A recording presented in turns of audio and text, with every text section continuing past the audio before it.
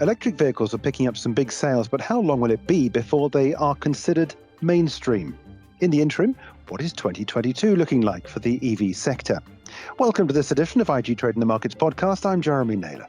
We're speaking now to Julie Boot from Pelham Smithers Associates, who is a specialist in the Japanese car manufacturing sector, but has more than one eye on the new developments globally for electric vehicles. Julie, welcome. It's good to have you on the pod today. Yes, hello, Jeremy. Thanks for having me. I'd like to discuss how the Japanese vehicle manufacturers are performing in the EV sector in just a minute. But first of all, to the market globally, how is the sector looking as we go into 2022, do you think? 2021 has been very strong already. We expect to see a global EV growth of 77%. And we expect another really strong year in 2022 of sales growth of about 55%. The three most important markets are China, Europe, and the US. China and Europe combined account for 85% of total EV sales. So you see how important these two markets are at the moment.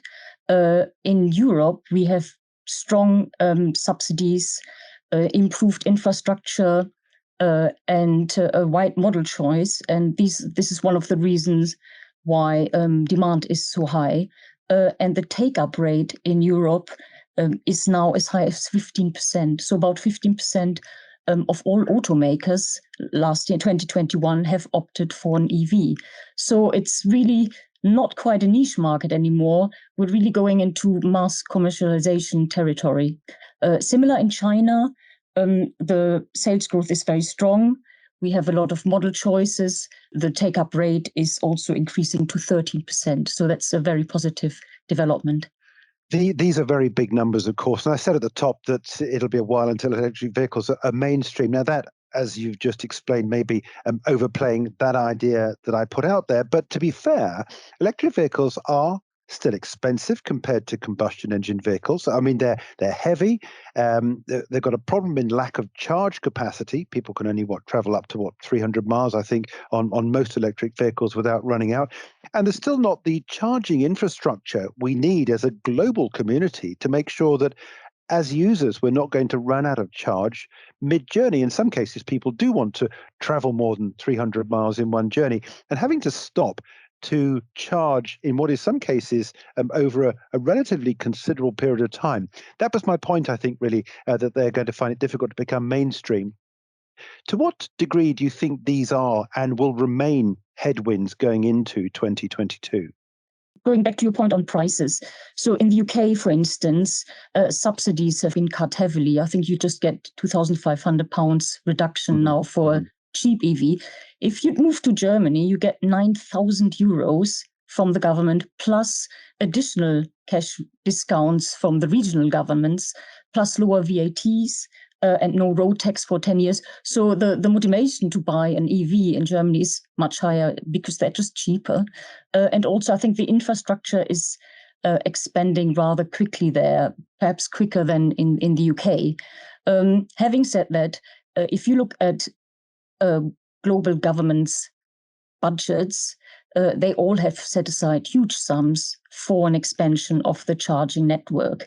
So I would expect that in the next few years, there will be far more charging station available. So, if you're interested in an EV, maybe not buy it right now, but wait a few years.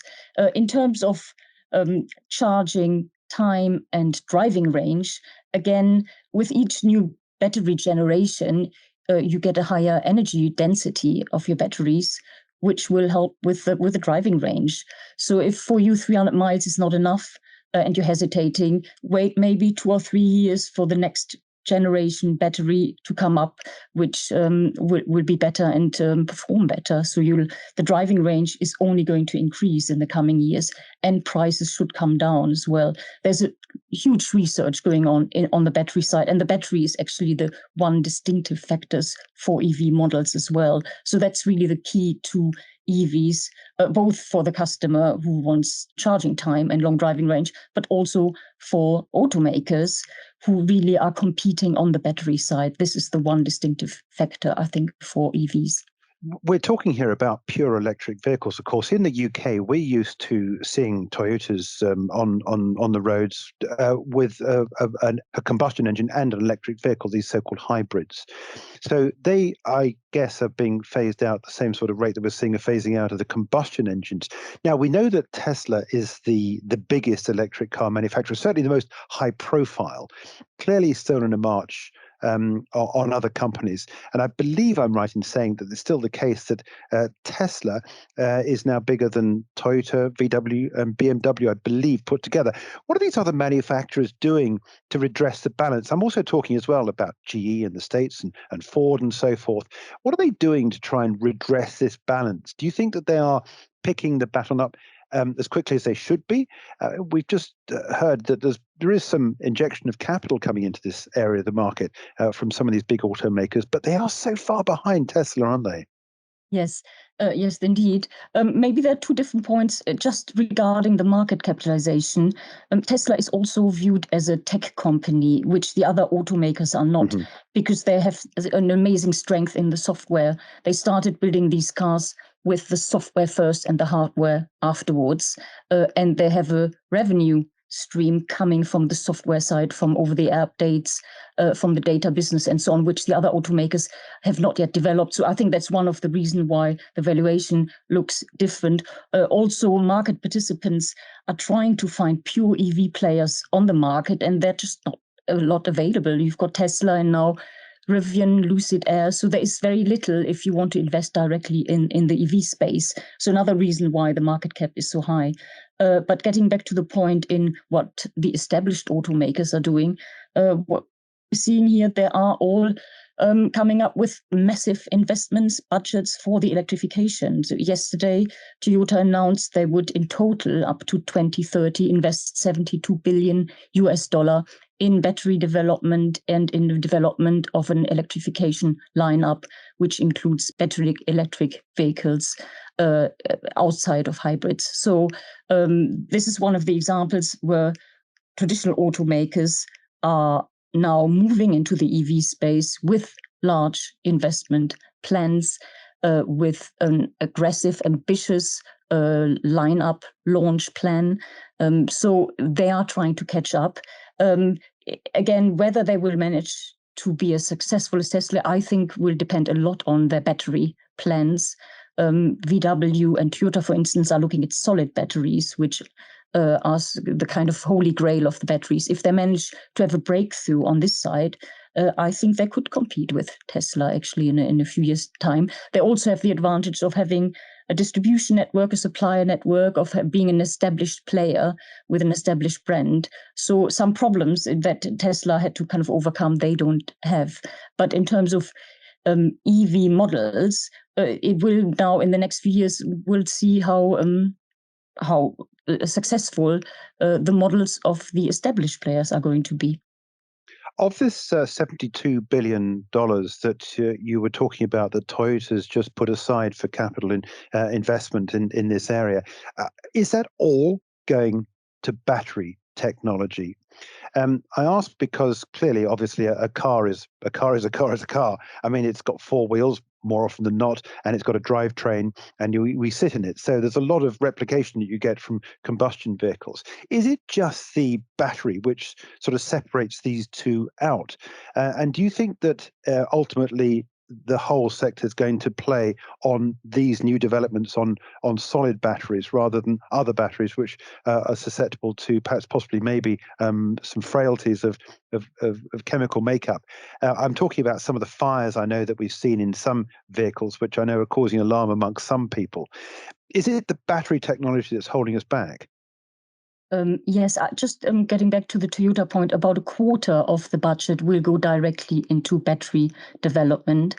As for the rest of the budget will go into BEV, PHEV, and hybrid development. As you said, a car is a car, but obviously they need to retool their plants, and they're also developing dedicated EV platforms, which are very different from ICE platforms. So this is a very expensive kind of transition phase for the automakers, and a lot of money will flow into these dedicated EV platforms. As for the batteries, there are still problems with, as you mentioned, GM had to recall the Chevy Bolt because of fires. Safety obviously is the first priority for automakers when they develop the batteries, and all automakers want to start joint ventures or develop their own batteries in order to control the performance of the car.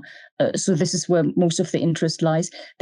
Beside solid state batteries, there are also let's say, refinement of the current lithium-ion batteries. These are the standard batteries currently used for EVs, but automakers are working on the next generation of these lithium-ion batteries as well. GM developed a special battery called Ultium and has very high hopes for this model.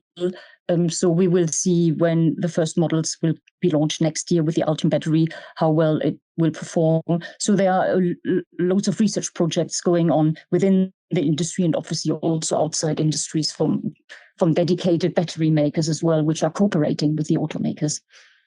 One of the other interesting areas is that I know that Tesla has its own infrastructure network for charging, doesn't it? It's fast charging for vehicles. So you do see this on the roadside sometimes in the UK, where you get charging stations which are Tesla are advertising.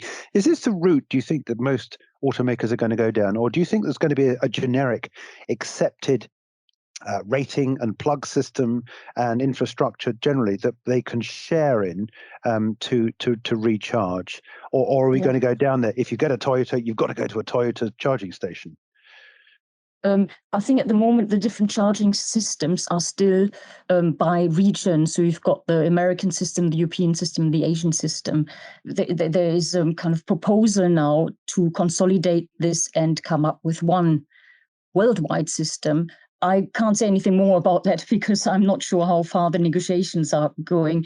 I would imagine that might not work out. I mean, the whole world has different plug sockets in your home, so I would be surprised if they manage to come up with one single solution. But I think it will be more, as I said, I don't think it will be by automakers. That can't happen really because there will be so many models available. But there might be a kind of maybe a Western and Eastern solution. Hopefully, there will be just a reduced number of different charging standards in a few years' time, not to confuse the consumer even more. And one final question has to be following on from COP26 recently in Glasgow, where different countries came out with different ambitious targets to try and curtail the growth of the carbon footprint. And of course, part of this is finding ways of making sure that people are smarter in their use of things like vehicles, electric vehicles particularly, are going to help us towards that target. Do you think realistically these targets that have been set and the idea that it's certain countries got this plan to stop combustion engine vehicle manufacture from, I think it's 2030, I think we've got some of the earliest ambitious targets for. Do you think they're realistic, or do you think we're going to have to end up giving up on some of those targets that have been set recently, or do you think they are achievable? It's a tricky one because these targets sound very ambitious. Every year there are 90 million cars are being sold globally. So I think you cannot expect that by 2030 or even 2035, these 90 million cars will all be replaced by EVs. There is not enough energy supply available for that. The grid wouldn't be able to cope with it. You have then supply issues of lithium and cobalt. So there are some hurdles to achieve this goal. But having said that, that doesn't mean that some countries might be able to heavily reduce the numbers of ICE cars, or maybe have a transition time with just hybrids. We know that Norway, I know it's a small country, but they have an almost 100% now take-up rate of EVs. So it can be possible in some areas, but on a global scale, I think it will take longer, I'm afraid, than people expected, just because of these additional infrastructure and energy issues that have not been solved yet. It's an interesting subject. Julie, thank you so much indeed for your time. It's a pleasure to catch up with you for our look into 2022 for the electric vehicle sector. Thank you. Thank you, Jeremy. That's Julie Booth from Pelham Smithers Associates with today's IG Trading the Markets podcast.